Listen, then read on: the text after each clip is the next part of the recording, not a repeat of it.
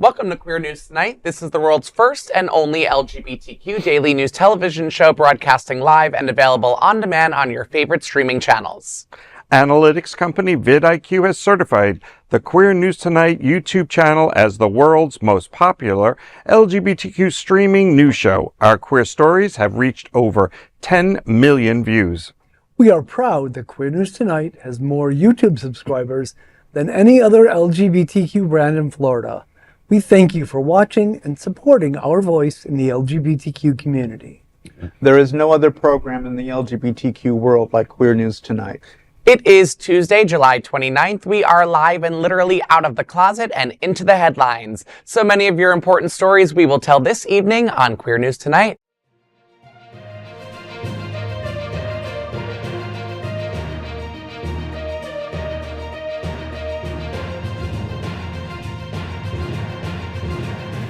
You're watching Queer News Tonight, the world's first daily LGBTQ evening news show. Welcome to the world's most important LGBTQ evening news show. Hotspots Magazine, Happening Out Television Network, is a non-profit 501c3 media company in the same model as PBS and NPR, but designed for the LGBTQ community. Our nonprofit mission is to support the 11 pillars of our LGBTQ community. We want to inform and educate on the key issues of lesbian, trans, Latino, Black, healthcare, seniors, students, faith, social justice, business, and queer culture.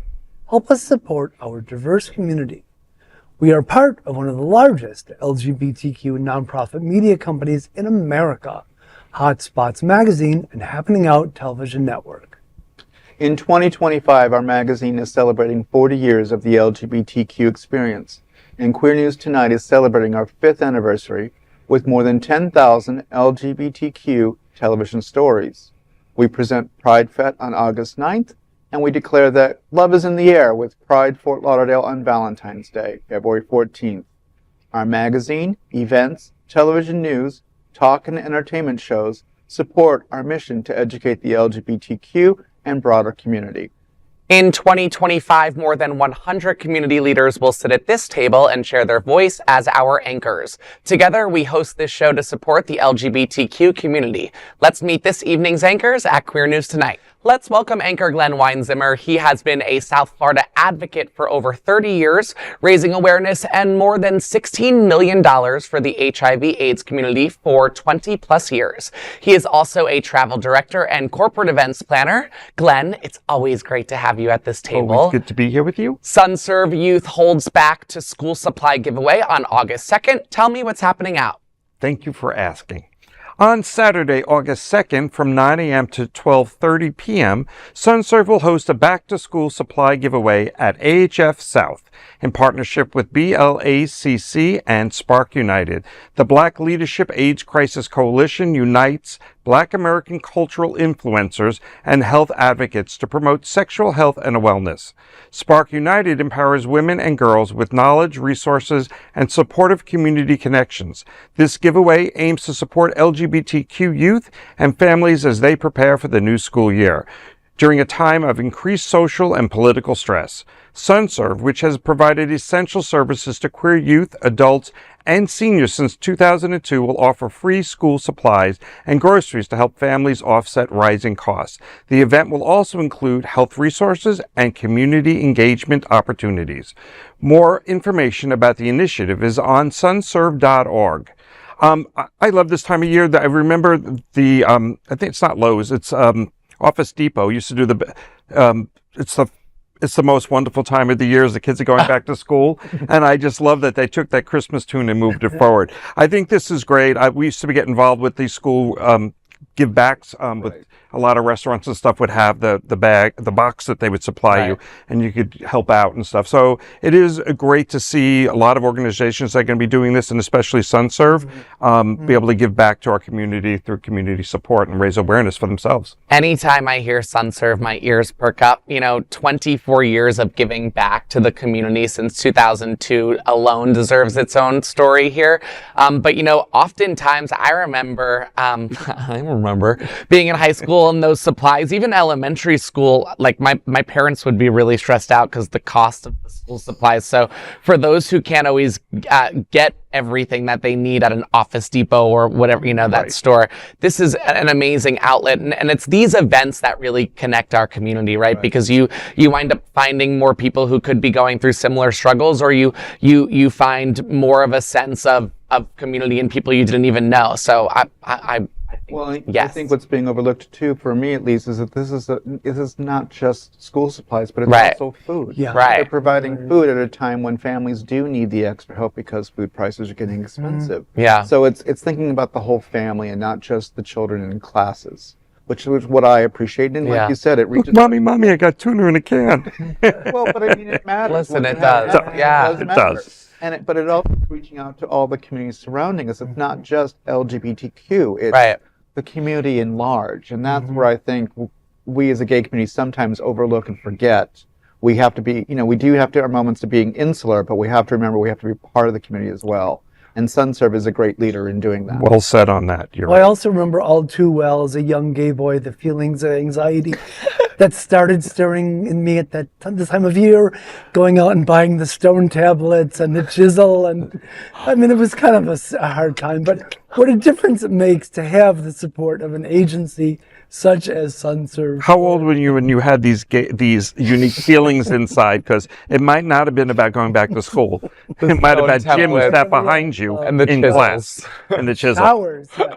It's great to have Sunserve, especially at this time, as I said, of increased social and political stress.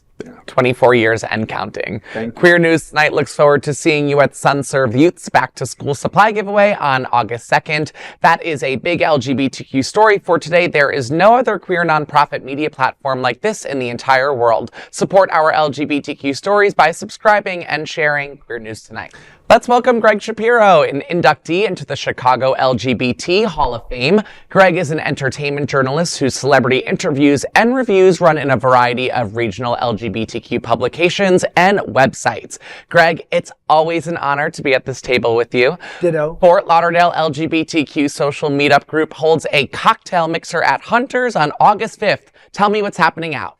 A lively evening of connection and community will unfold on Tuesday, August 5th, as the Fort Lauderdale LGBTQ social meetup group hosts its biggest monthly meet and greet social cocktail mixer at Hunter's Nightclub in Walton Manors. The free event will take place from 6 p.m. to 8 p.m. in a private room with tables, chairs, and background music, creating a relaxed social vibe. Designed for gay and lesbian singles and couples, the mixer will offer happy hour pricing, non-alcoholic options, and a one-drink minimum purchase.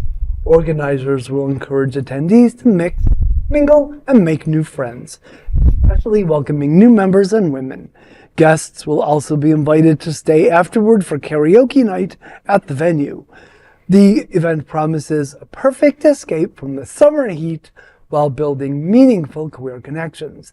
The LGBTQ Meetup Group is a social organization that is the largest queer meetup group in South Florida.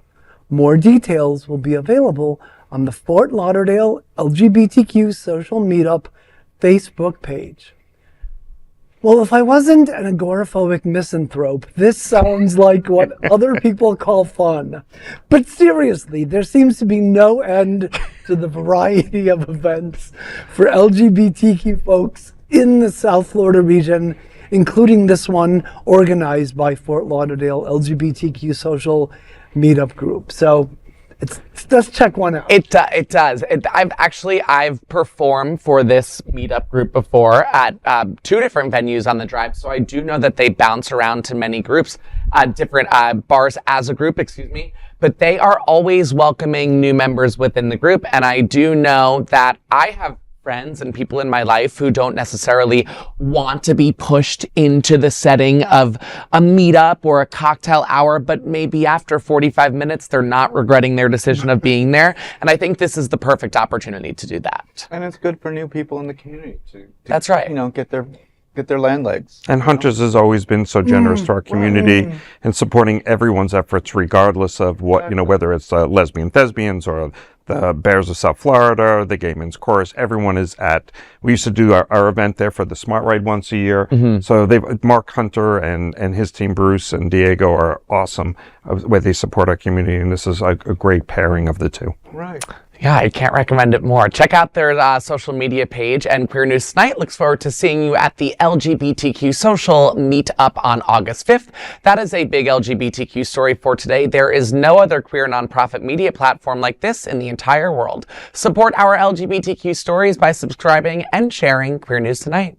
Let's welcome anchor Buddy Frey. He supports many of South Florida's local nonprofit organizations like Julian's Fountain of Youth and the Stonewall National Library Museum. Buddy, it's great to see you. Thank you. Greater Fort Lauderdale LGBT Chamber of Commerce August Luncheon focuses on LGBTQ businesses with RAND Strategic Solutions on August 5th. Tell me what's happening out.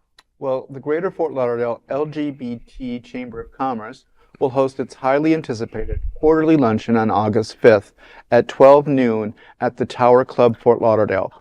The event will feature Paul Hamity, CEO of RAND Strategic Solutions, LLC, who will lead a powerful session tailored for business owners, entrepreneurs, and managers.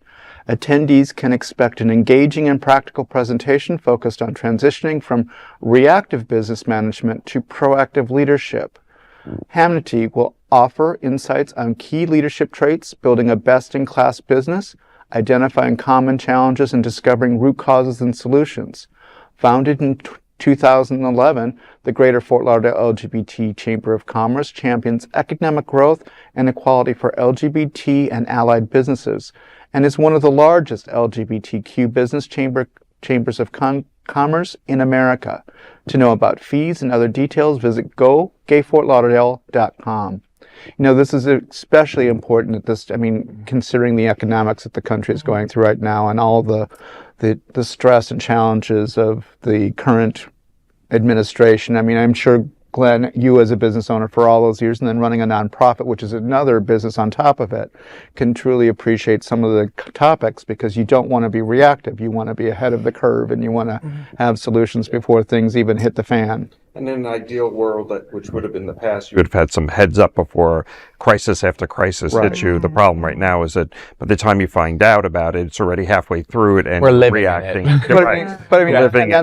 And that's what's important with this whole conversation. And RAND Strategic Solutions is actually a really good organization that does give great advice and talking points and just questions to ask to do your own business plans and figure out where you want to head with your own company, business, nonprofit organization. So it is a good opportunity for the community to have basically a free class, if you will. It's basically a business solutions 101 right there. And also to meet other organizations that may benefit you to know as your network, to grow your network. More connections, Not to mention the Tower Club is absolutely stunning. I don't know if anyone has been there at this table yet, but I used to be a member. Beautiful there. It's really, really beautiful.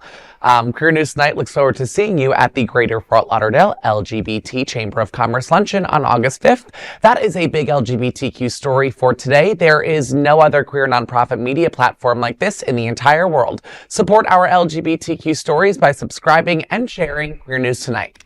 And of course, let's welcome tonight's lead anchor, Eric Restivo. Eric Restivo is a well-known DJ, cabaret singer, and host here in South Florida. Over the last 15 years, he has had DJ residencies in New York, P-Town, and L.A., and has performed off-Broadway and nationally. Eric can now be seen and heard hosting and singing weekly all over Wilton Drive. Eric, great to be next to you again. Sorry, I don't know what I just said. Eric, the Lesbian Thespians bring load-bearing walls on August 2nd. Tell me about what's happening out with this theater production by the Lesbian Thespians. Well, first off, it's always lovely to be next to you. And the Lesbian Thespians, a South Florida nonprofit led by LGBTQ women, will debut their newest production, Load-Bearing Walls, at the Center for Spiritual Living in Oakland Park.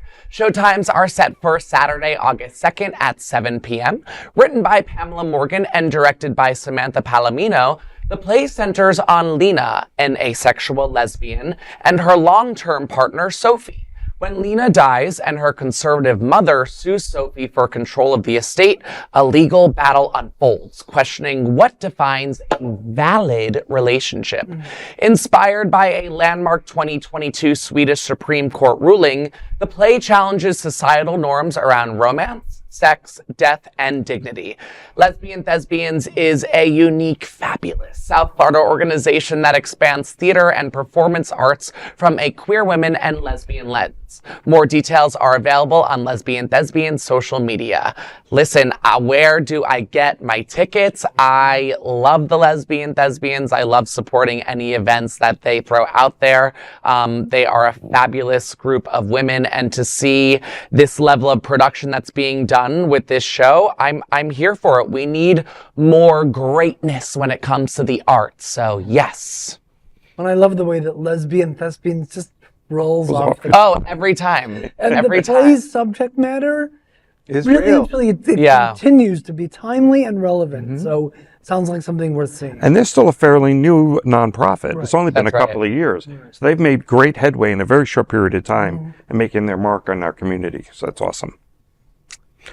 Queer News Tonight looks forward to seeing you at Load Bearing Walls on August 2nd.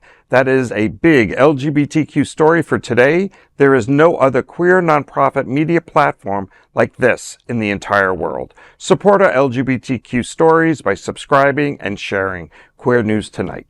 Now let's dive deep into this big LGBTQ story for today. I'm Eric Restivo, and let's queer up South Florida and Florida.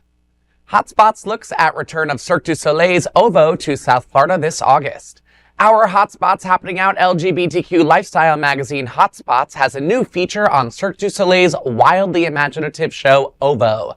The world-famous and queer-loved Cirque du Soleil will return to South Florida this August, and for one of its star performers, it's a heartfelt homecoming.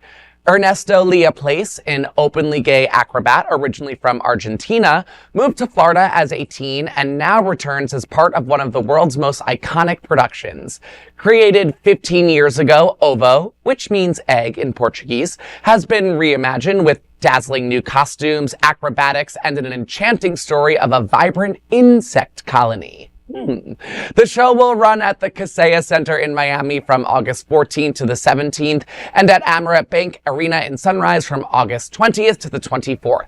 In a recent interview with Hotspots Happening Out media president Scott Holland, Ernesto Lea Place opened up about his journey from learning ballet in Daytona Beach to finding freedom and expression through performance. After being spotted performing with his partner at a festival in Italy, Lea Place joined Cirque just over a year ago. He describes OVO as magical. Quote, the costumes, the lighting, the acrobatics are all magical, and everyone who comes to see it walks away a little bit happier than when they came, end quote.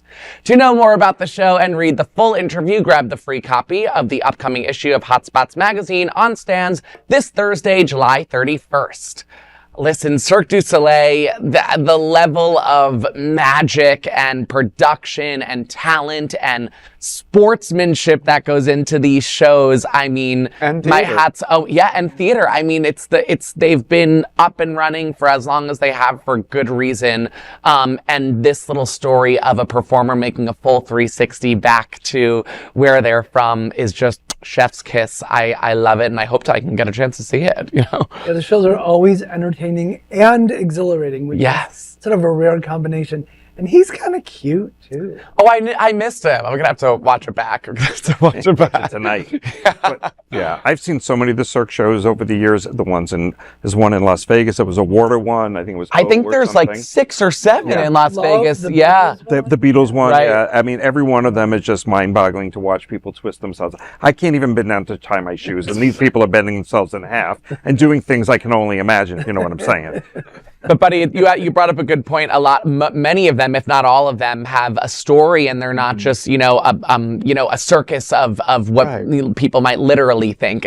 They're actually based on love stories and sometimes sad stories, and that's what I mean. I've been watching Cirque since the days when I lived in New York in the 90s. So I mean, I can remember going down into Manhattan and going into, they had a tent at that tent. point. Yeah. Right. Yeah. They should do the tent in Miami as well. I feel like we're going to get a Cirque du Soleil documentary soon. Like, it That feels would like make the sense. right time. Yeah, right? it would See, make let's sense. speak it into existence from the round table.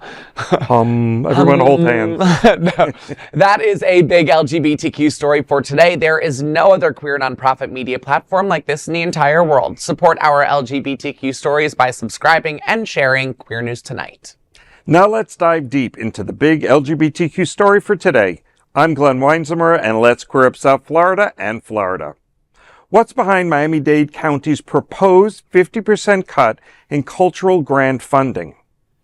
In a move that has sparked outrage across Miami-Dade's creative community, a newly proposed county budget threatens to gut the region's thriving arts ecosystem. And LGBTQ artists and organizations could feel the brunt of the blow. Mayor Daniela Levine Cava's proposed 2025-2026 budget includes a staggering $12.8 million cut to cultural grant funding. That's more than a 50% slash, even more alarming. The proposal would merge the Department of Cultural Affairs into the Miami-Dade Public Library, you heard that right, and eliminate the department's director entirely. Arts leaders are calling this proposal a cultural catastrophe. The Actors Playhouse at the Miracle Theater is joining forces with the Miami-Dade Arts Action Alliance to fight back. The proposed cuts would dismantle decades of investment, gut small and mid-sized arts organizations, and erase thousands of artists' livelihoods, many of them LGBTQ. Arts activists argue that the arts are vital to community interest and not a luxury. Miami-Dade's arts scene generates over $2.1 billion with a B a year, supports 32,000 jobs, attracts millions of tourists, and returns $443 million in public revenue. Every county dollar invested brings in $42 more. The final decision happens September 18th, and the last budget hearing. The announcement comes at a very difficult time for the LGBT community as we face opposition from state and federal grant funding sources in their fight against diversity. Florida has slashed millions of dollars in arts funding that have dramatically affected organizations like the Gay Men's Chorus of South Florida and the Outshine Film Festival. There are more than 25 cultural and arts LGBTQ organizations that could be dramatically affected. Until then, allies and artists are urged to take action. Activists encourage you to email the mayor, call your commissioner, show up at the September 4th and 18th hearings, and most importantly, tell your story. The LGBTQ community knows if we lose our culture, we lose our voice. For more information, you can visit miamidade.gov and sign the petition today. This is pretty serious, not just because of the local cut, but then you look at the state cut. The state itself has cut, I think they proposed this year a $32 million for the arts. And last year they had proposed $23 million and the governor vetoed it. So there's a chance that even that on the state level will be cut on top of Miami-Dade going ahead and for what their, whatever reasons there are, they have money in there and they're letting it go. I know that Miami-Dade is having its own financial crisis, if you will, and is trying to save money. But this is not a place when you can see the revenue is, it's coming back at $400 plus per person. $41 per dollar. Per Yeah, I was dollar, gonna right. say, I wish my dollar was worth $41. That's an investment we all could make. Right. So this is pretty critical for our community, and especially for a lot of the smaller organizations. When you look at what the state is doing, even if they allow the funding is limited to like 18 organizations, I can't remember which county, which do not support mostly LGBTQs, smaller theaters. They're more major productions with restrictions. And we know what's happened in Washington, D.C., at the Kennedy Center, and all of that, we're under attack in every direction. So this is just a continuance of that, and we need to be vigilant. Well, it sounds like Levine Cava is taking a page from the Trump handbook. Next thing you know, they're going to be naming an opera house after Casey DeSantis. I mean, I really hope the mayor's constituents remember this next time she's up for re-election. Well, I mean, I think that's a little presumptive, but because Cava has always been very supportive of the gay community. However, I just think what's changed? Well, I think what's changed is the reality of the lack of tourism. I think the reality of the current Donald Trump administration.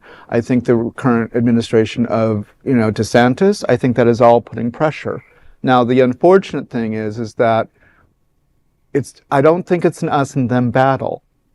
And everyone is taking it like that. From my perspective, I think what this is doing is this is forcing the nonprofits to sit there and start getting a little slap of reality. I mean, down here in South Florida, we have an arts community that is so vibrant that it's the envy of most other regions of the country.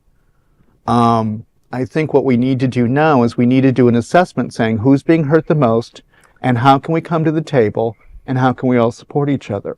And I've been saying that from a gay perspective, but I'm thinking for a nonprofit's perspective in the theater, it's going to be that much more important. I'm not saying that there aren't attacks on the title LGBTQ. I agree 100%. But I think it's more of an issue that there's more going on than we know of, and it's not being discussed properly and fairly. I think it's important that the community at large, not just the arts communities, bond, but I think the community at large is going to have to come back and say, no, we need to support this. And I'm just hoping, because I know how the nonprofits, I've got 20 plus years in nonprofit background. I think what's going to be shameful is that the nonprofits are like a high school social club where when everything is happy, we all love each other. But the minute somebody gets $1 more than me, then we start getting jealous and we do a little backstab. Well, and they're all going to be competing. Same value. Right. Well, but that goes back to $41. To be fair, I understand that, but I'm just saying my point is that I think the organizations need to come to the table, compare notes, and say, Gay Men's Choir, you and the film festival. The film festival. How can we work together so we can get better dollars for you? Do we do more projects together? Do we share the same venue on the same night?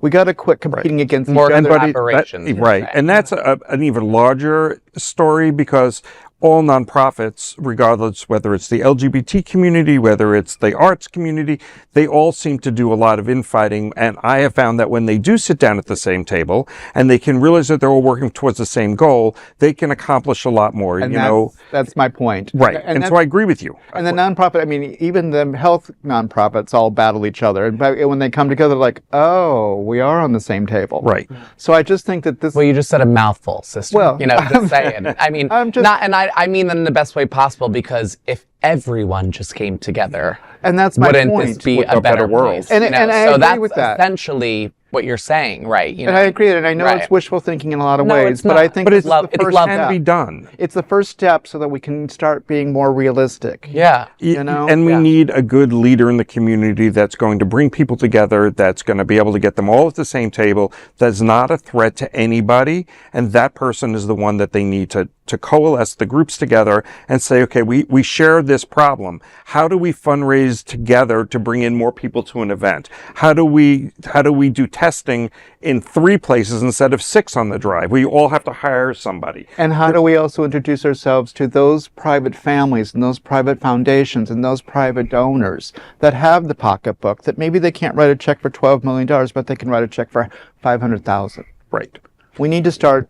Well, that's where you bring in our fund and things like that. So you bring in all these resources we have in our community, and you can probably solve the problem with the arts, because there's been a lot of money released in the last decade that didn't exist a decade ago. Exactly. I've been here 40 years and we didn't have any of these arts, and yet they're all being supported right now. Right. So if you have to go back to the basics and really be a grassroots nonprofit organization that's providing a service, you can do that if you come together. Exactly. And there's no reason not to, other than ego and... Right. Yeah. And I'm nothing against your point about the politics, but I think you can't just assume it's always the negative politics crap. I mean, yes, there are influences and there are different aspects of it. And it's not making it easier when Tallahassee is cutting the amount of money it's cutting. It's tough to not look, directly through it. Right. But they said at the orgy, come together. Right.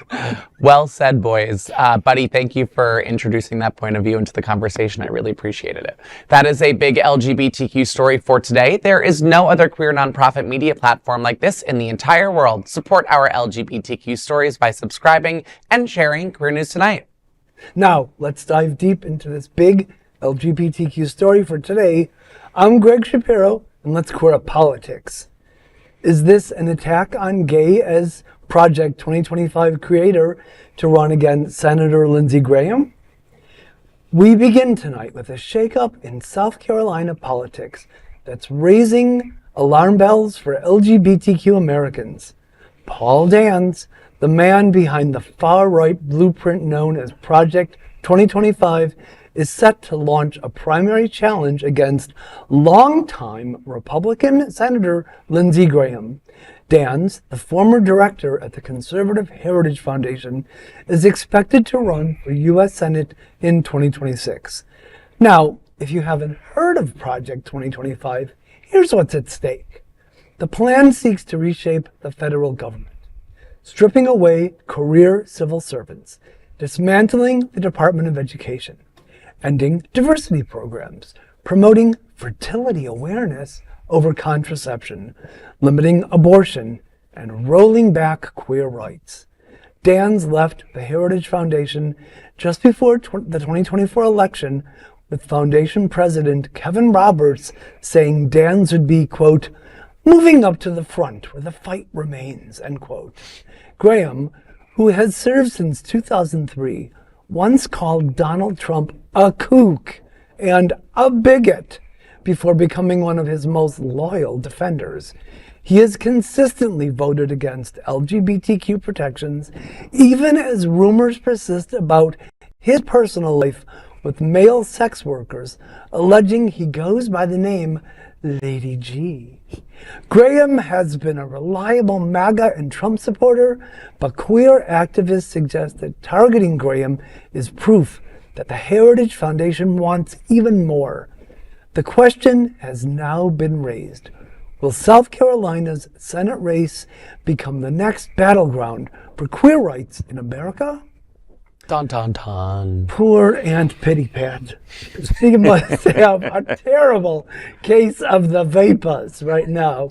But this Dan's dirtbag is the kind of evil fuck who plays dirty and likely already has access to all of the male escorts who did business with Miss Lindsey. And don't be surprised if he pulls something like this out of his bag of twisted tricks. This man is a psycho. Well, don't hold back there. I won't. Want more? I think that there's an opportunity here for Democrats. Yeah. Because if they start infighting between them and start dragging out a lot of baggage that they both carry, this could be an opportunity for Democrats to take the Like when two idiots turn on each other. Yeah, right. And split the vote. And Right. that's my point. I could care less what the Republicans do. Let them kill themselves. Right. Let them destroy Celebrity themselves. deathmatch. Let them embarrass themselves with videotapes and audio tapes and whatever. It's just going to be like the superintendent of the Oklahoma school systems, Make all this noise and oops, you're watching porn on TV while you're in a meeting. But don't forget, they've been re-electing Miss Lindsey many times. So there's a Republican stronghold there. The question is, can they find a Democrat who's going to be able to stand up? With the new Republican entry to fight Lindsey, there is a chance that they could destroy themselves and give us an opening that we need with everything else that's going on. And at the same point, the fact that the trend right now, from all the noise that I'm hearing in the background politically, is that people are tired of the Heritage Foundation. They're tired of the extremes. They're tired of the good people who are working the legal process to be citizens being arrested and deported. So, saying that you're with the Heritage Foundation may be a bonus for 15 minutes, but an hour after the meal, it may be indigestion and people may be saying enough's enough. So let the Republicans do what they're going to do. It's the Democrats that have the opportunity here. And until the Democrats get themselves organized in South Carolina, and they're working on this now, until they make noise, you just have to wait and see what happens. And it's interesting that someone like Lindsey Graham, there's someone more evil. Like if he wins, it's just as terrible. But if this new one comes in with younger, more purposeful, having helped write, Project 2025, all of that, like Lindsey is awful. But could you imagine? That's what I say about our current that's what I say about him. If he, God forbid, gets taken out, can you imagine what's going in that seat and then what's going in the VP seat? I'm like, oh gosh. Yeah, but at this point in time, the demographics and the stats right now are that younger men and the younger generations are fighting this tooth and nail, the Heritage Foundation. So I hope you're right. We have 18 months. We have to wait and see what happens. Yeah. So Lindsey Graham has sowed his oats. He's now going to be challenged. 150. It's like 150. Yeah, but he's gonna be challenged, and now his support for Donald Trump is now biting him in the ass. Yeah. Democrats, do your thing and do it quickly. That is a big LGBTQ story for today. There is no other queer nonprofit media platform like this in the entire world. Support our LGBTQ stories by subscribing and sharing Queer News Tonight. Now let's dive deep into this big LGBTQ story for today. I'm Buddy Frey, and let's queer up entertainment. Stephen Colbert is out with CBS, but is out in the best way for LGBTQ. In a move that left fans stunned, CBS has canceled The Late Show with Stephen Colbert, just one day after Colbert called out CBS's parent company, Paramount Global, for paying what he called a $16 million bribe to settle Donald Trump's lawsuit.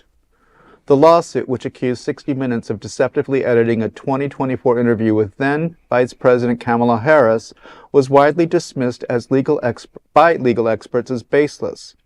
But after the FCC, chaired by a Trump appointee, launched a probe into the interview while overseeing Paramount's $8.4 billion merger with Skydance Media, the company quietly settled.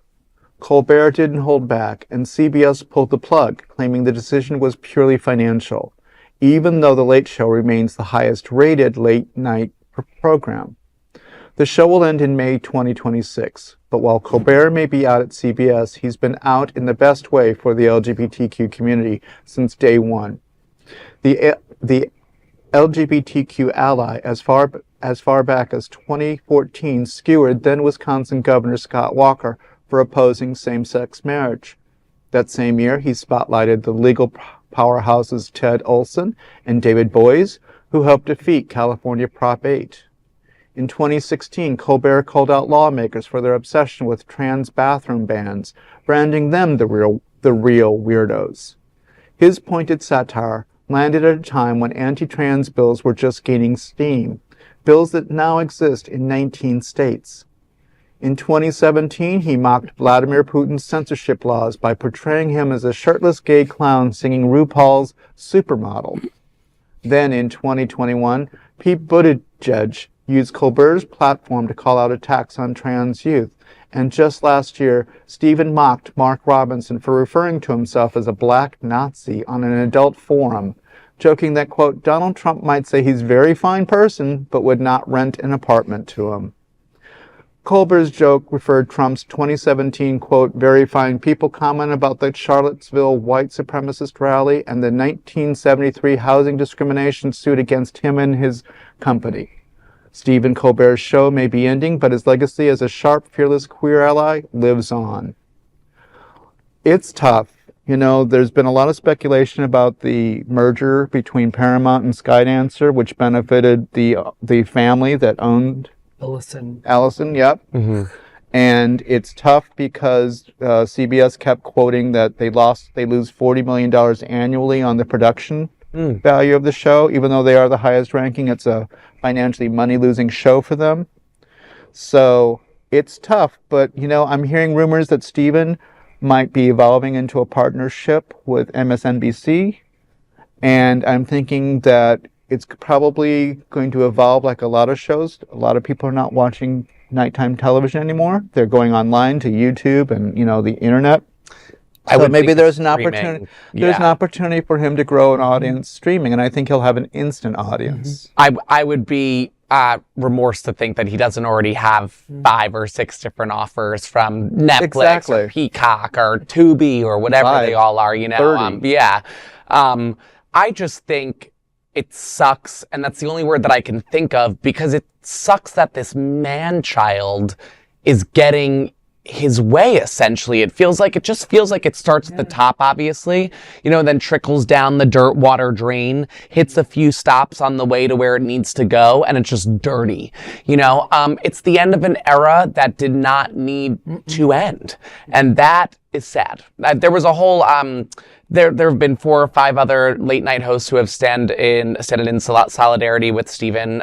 So it's, if you go on social media and just simply search his name, it'll all come up. But it's been beautiful to see everyone come out of the woodwork for him. However, it's a horrible reason to, you know. Right. But I agree with you guys. I have a good feeling about our friend and Yes. ally Stephen Colbert, as well as his brilliant writing team, and that's that they will not only land on their feet, but find themselves somewhere far better, more suited to their talents.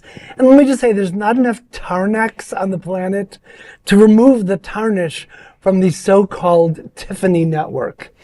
CBS, complete bullshit. And on that is a big LGBTQ story for today. There is no other queer nonprofit media platform like this in the entire world. Support our LGBTQ stories by subscribing and sharing Queer News Tonight. Now let's dive deep into this big LGBTQ story for today. I'm Eric Restivo, and let's queer up gay culture. Theo James puts his Dolce into the Gabbana in new super tight Speedo campaign. Woo! Theo James is the gift that keeps on giving, honey, especially if you like your Hollywood heartthrob served up sizzling hot. And that sounds like gay community lifestyle to me. James is best known for his breakout role in the Divergent series between 2014 and 2016. James redefined sexy when he joined the cast of The White Lotus in season 2. And his nude scenes from the hit HBO show had social media spiraling for all the good reasons. Now James is setting the internet ablaze once again, this time in a steamy new Dolce & Gabbana campaign. For the 25th anniversary of the brand's delicious light blue fragrance, the actor stripped down to a tiny, and we mean tiny, white swim brief. The barely there Speedo left very little to the imagination, and fans are living for it. The campaign created millions of embracements in social media, and gay Twitter and Reddit took great note. D&G has always pushed boundaries for masculinity and male beauty. Domenico Dolce and Stefano Gabbana are the designers behind Dolce & Gabbana and were romantically linked in rumors for years. In 1999, they disclosed their relationship. Check out the pics that launched 1,000 thirst traps and broke the gay internet wide open. This is the story I am here for today. We need more of this. I'm happy to report that I have seen the Speedo, and I have no complaints. 10 out of 10, 12 out of 10. 12 and a half out of 10. You don't even know the color of his eyes, do you? Nope. Or the I Speedo. didn't think so. Yeah. No, but the Speedo's so tight, you know what religion he is. Yes. Yeah. In fact, tonight, I'm going to go home and stream the monkey. I said stream the monkey, not spank the monkey. Just not on How do we Paramount. follow?